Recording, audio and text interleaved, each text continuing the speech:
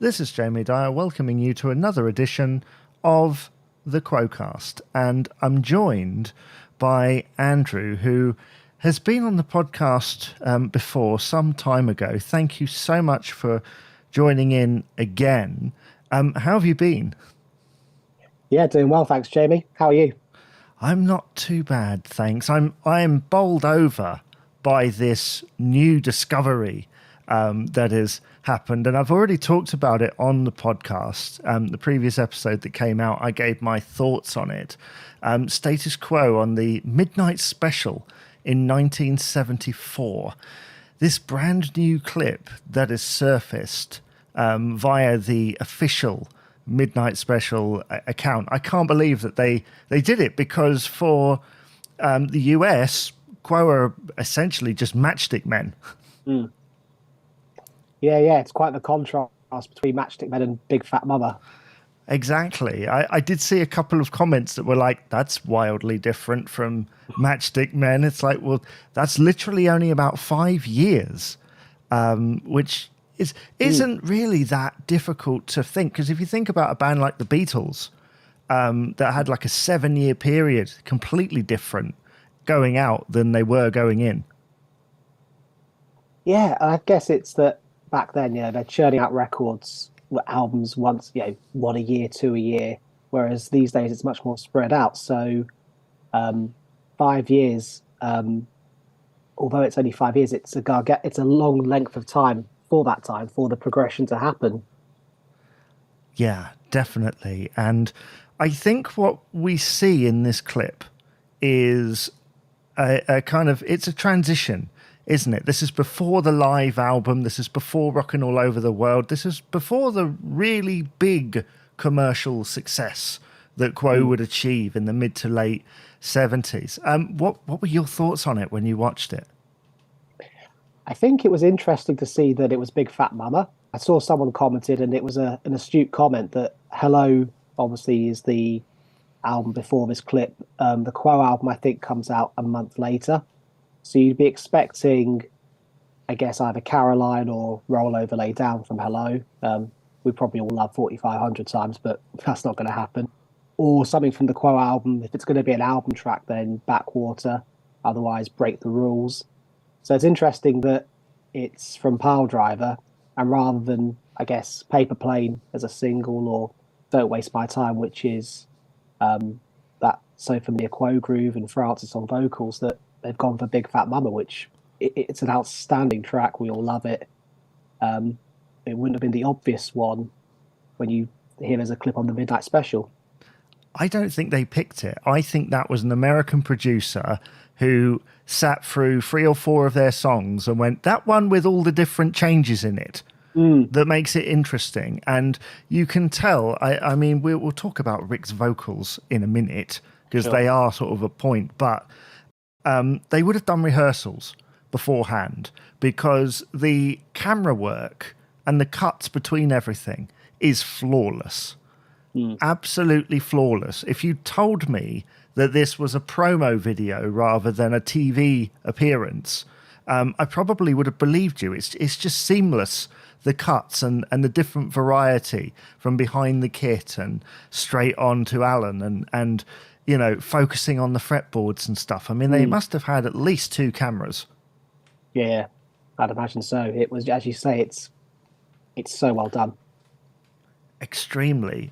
Rick's voice, were you surprised like I was when you're like, oh wow, they're going into Big Fat Mama, wow, this is brilliant. And then Rick's voice in the first verse is fine. You're like, okay, a little bit hoarse, but it's good. It's classic Rick. I've heard him do better, but it's serviceable.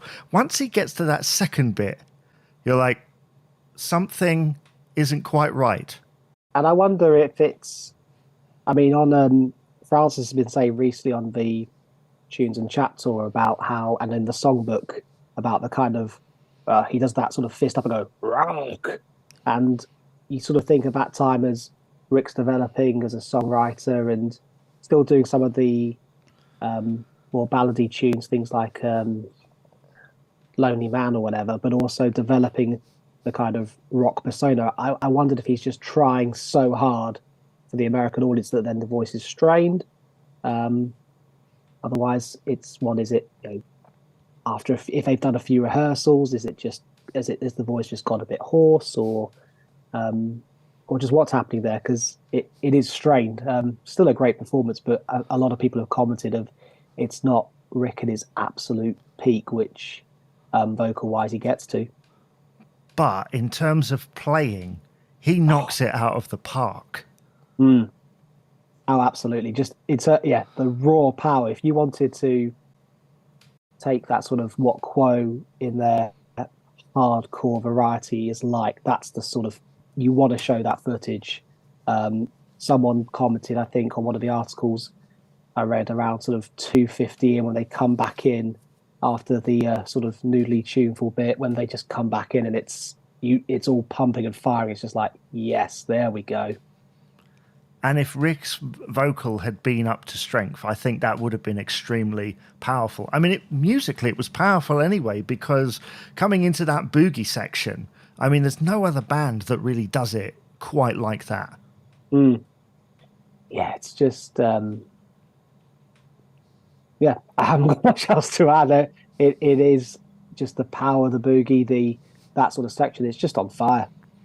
Yeah, but what I loved about this performance was it wasn't just about Rossi and Parfit. Mm. It's about the other two as well. You get to see Alan doing fingering technique, and you get to see the thoughtful process on John's face, and he's doing fills that I didn't even realize he does on that song. Yeah, I think that's a really good point with that camera work. It does. If you're new to the band, you don't just think, oh, and of course people wouldn't at the time because it's 74, so it very much is the Frantic Four.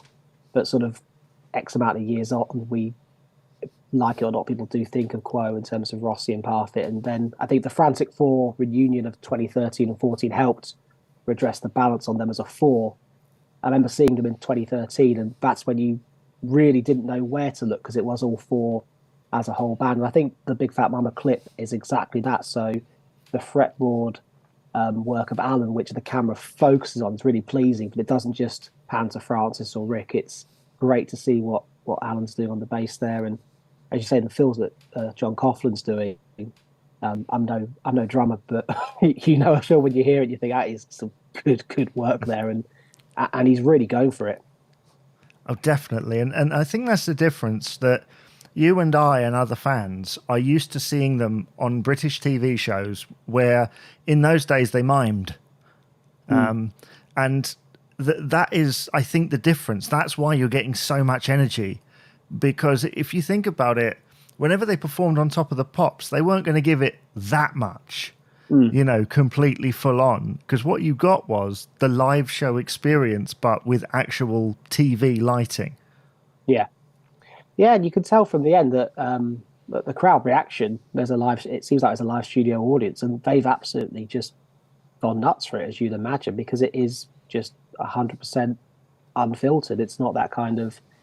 They always seem to enjoy the Top of the Pops thing, but miming for it, you can't artificially recreate when you're miming that sort of live feel. But when it's live, and they've absolutely gone for it. It did make me pine a little bit, though, that if only the management had badgered Bob Harris to get them on the Old Grey Whistle test, because I think this is what this is, right? They went on there in 76 just as an interview, and then you can't help thinking if they'd got them on there in the mid-70s, that is what you would have seen, and they would have tore the roof off of the place where they filmed it. Yeah, I think that, like you, it makes you think, okay, we've got the stuff from, I think it's Wembley in 74, Madrid 75. And it makes you think, well, if this is out there, what else could be? You think of, I think it was said that some of the old footage, early 80s and 70s, was lost in a fire, I think, in terms of some VHS stuff. You think, well, but suddenly they're finding stuff. So the clip from Dortmund, the half an hour, 35-minute Dortmund stuff from 82, which is absolutely superb.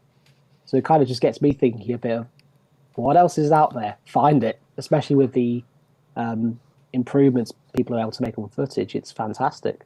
Yeah, and I think you're fine with the Midnight Special clip. I realize that people are asking if there is more, because on a show like that, you'd perform 2 or 3 numbers. Now, obviously, they were only featured once, and you do wonder why, considering most artists, I think, did 2 or 3 songs. Maybe there's some footage in the back of a shed somewhere. Maybe so. But I don't think that's likely at this point. I think we should just be thankful that even exists. And the Wembley 74 clip, I think, it's one of the earliest examples of Quo post sort of 1970 trying to find their sound. It's the first example of peak Frantic 4 Quo. But it's very dark. Yeah. It's very dark. It's very atmospheric. And obviously, the thing that comes to mind is during Big Fat Mama in that Wembley gig where Rick's got his head down and he's just banging away at his Telecaster. And in some ways, I think that was recorded maybe a few months after Midnight Special. So it's kind of interesting to see him do that. I mean, maybe if anyone who saw Quo in the 70s will know that was just part of their stage act. Yeah, it's one of those of we know it's true. We've seen the footage, but you and I don't know it firsthand. But there are others who can regale us and will regale us with the tales of what it was like in '74 at the Empire and that sort of stuff. Exactly. I mean, this is an astonishing piece of footage that has come out, and it goes alongside. Do you think it changes the narrative of Quo in America? Oh, that's a good question.